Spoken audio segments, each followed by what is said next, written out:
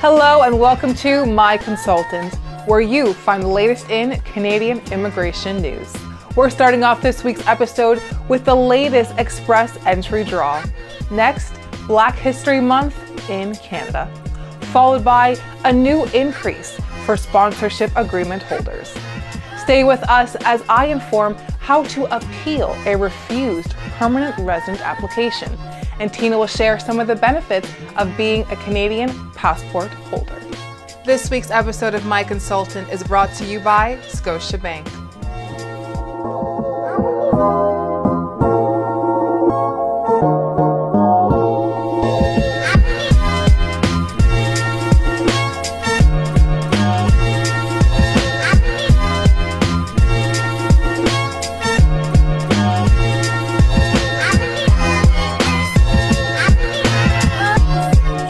Canada held its latest ExpressEntry Draw on February 15th, aimed at provincial nominee program candidates.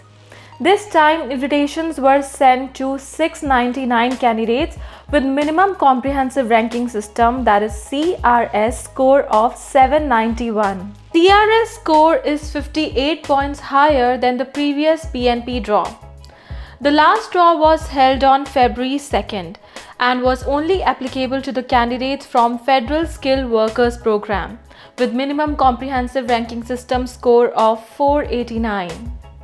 Up till now, Canada has issued 16,512 invitations to apply in 2023. Canada has a target of inviting 465,000 immigrants for this year.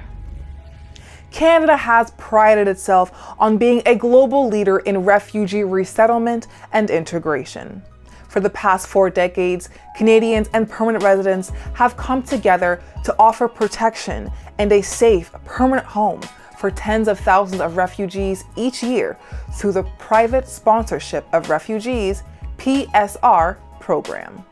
The success of the program is due to the over 130 organizations known as SAH, Sponsorship Agreement Holders, who sponsor refugees year after year. SAHs have an agreement with the IRCC, Immigration, Refugees and Citizenship Canada, to sponsor a specific number of refugees for resettlement to Canada each year. Sponsors give money and settlement assistance to refugee families throughout the duration of their sponsorship, which typically lasts 12 months. As the program continues to grow, so has the number of community organizations who wish to support refugees.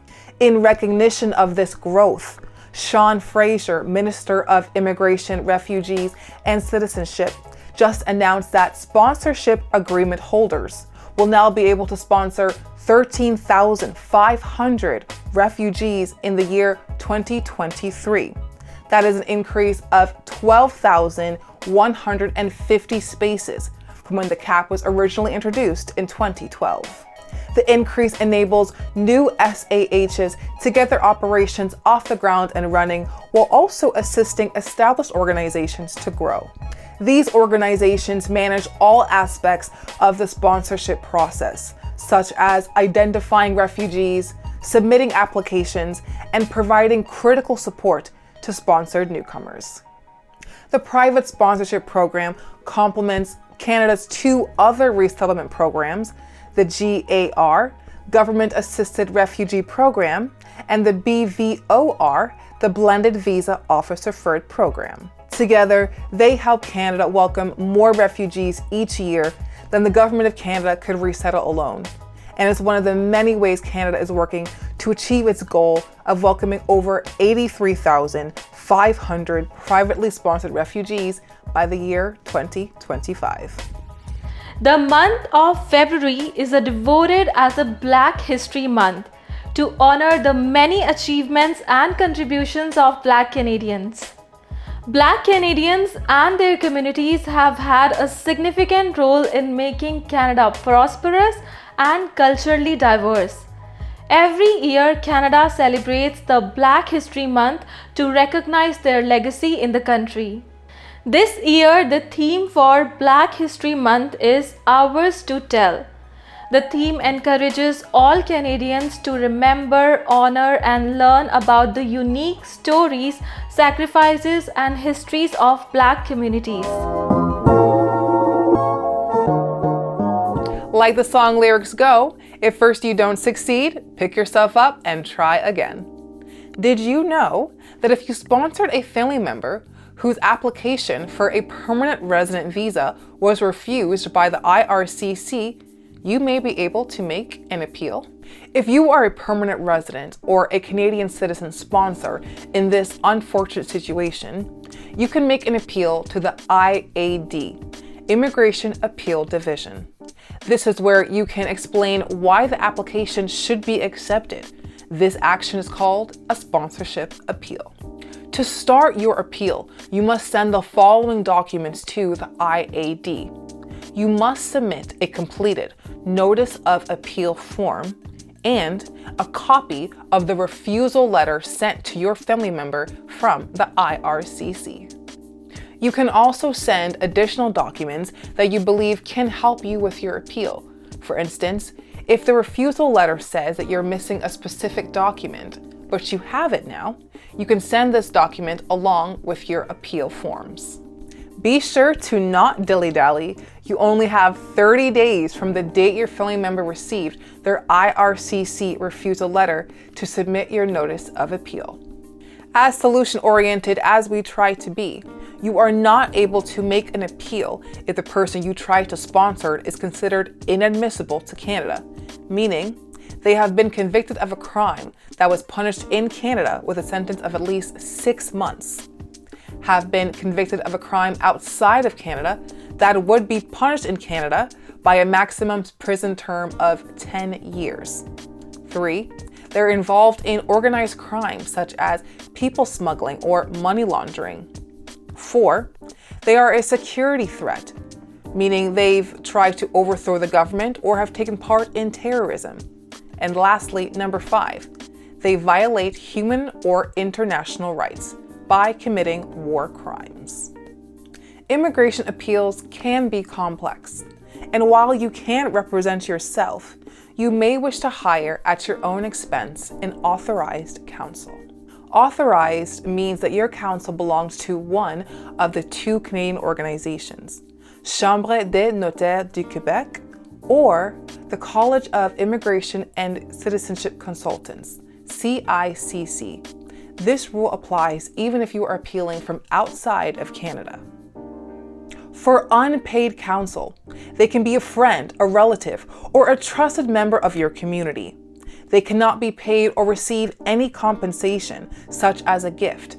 An unpaid counsel can be outside of Canada. An unpaid counsel cannot be a witness at the hearing.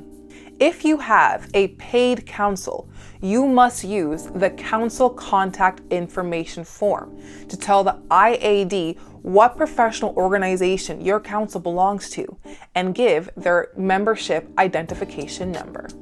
If you have an unpaid counsel, complete and send a notice of representation without a fee or other consideration. I feel that it is important to inform you that members of the public can attend most immigration appeal hearings. The information that you use in your appeal may appear in the IAD's written decision that may be published on an official website about legal decisions. If a member of the public or the media asks for a copy of the documents used in your appeal, the IAD will provide one.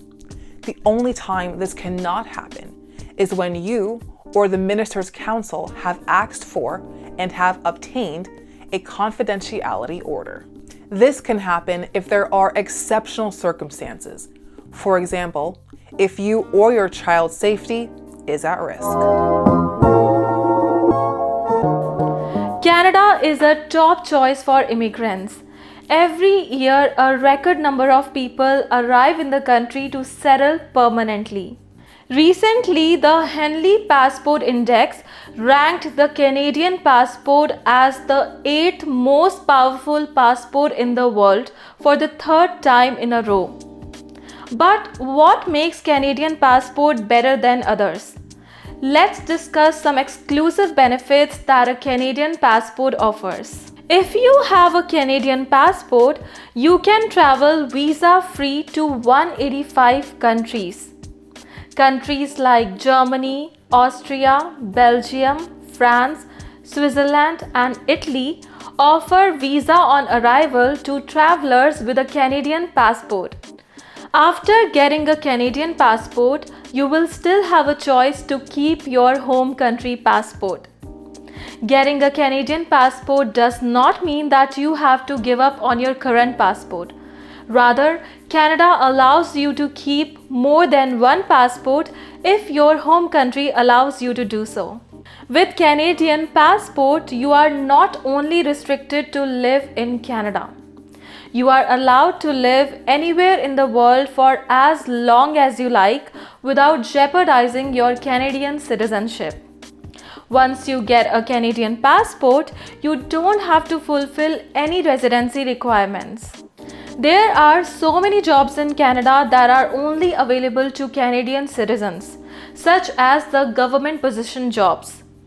These jobs pay well and also offer benefits such as pension benefits and extensive healthcare benefits. Once you get a Canadian passport, you will be eligible to apply for these jobs. It does not matter whether your child is born inside or outside Canada. If you or your partner has a Canadian passport, your child will automatically become a Canadian citizen. You or your partner does not have to go through any application for the citizenship of your child. One of the biggest benefits of getting a Canadian passport is that you no longer need to renew your status on a regular basis. Unlike permanent residents, you do not have to pay any fees or submit your application to renew your status every 5 years.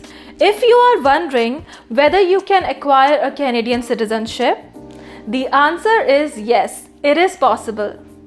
Before you apply for a Canadian passport, you must have a permanent resident status in the country, fulfill the physical presence requirement in the country, file your taxes if required, clear the Canadian citizenship test, and prove your language skills. Once you have met all these requirements, the road to get a Canadian citizenship is easy. All you have to do is participate in the citizenship ceremony and get a Canadian citizenship certificate. You can submit your certificate along with the documents required by mail or by visiting the passport office. It can take up to 13 weeks to process a passport application. Canada has a target of inviting 465,000 immigrants in 2023, 485,000 immigrants in 2024, and 500,000 immigrants in 2025.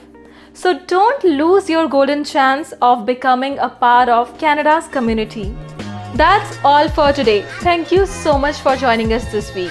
If you are looking for more information and updates about Canada immigration, then please subscribe to our My Consultant YouTube channel. You can also visit our website myconsultant.ca, where you can find an authorized immigration and citizenship consultant. I am Tina Batra. And I'm Tashina Thompson. And we'll see you next week.